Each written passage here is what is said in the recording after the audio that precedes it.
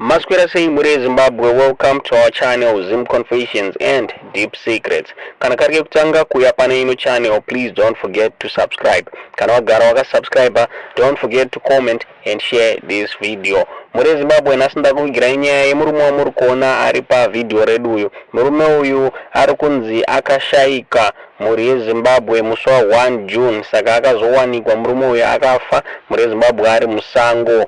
Murume uyu aiva nemakore 82 years ende zviri kunzi nevana vake murume uyu airwara nedementia muri Zimbabwe.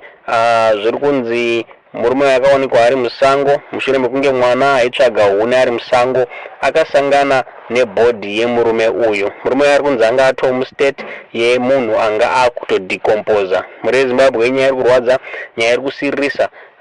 Saka zviri kunzi mapurisa pakawana bhodhi pari kunzi hapasi kuratidza kana any sign yekuti murume uyu angadai akaatakwa kana kupondwa, asi pari kufungidzirwa kunzi nekuda kwekuti aiva nedementia zviri kunzi anokwanisa kunge akakanganisika akakanganwa nzira yekudzokera kumba.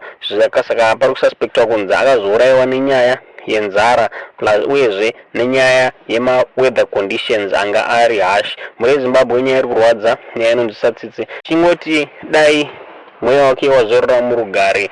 Ndo nyaya yatatakuigirai muri Zimbabwe. Tudze zvamuri kufunga mucomment section pamusoro penyaya iyi.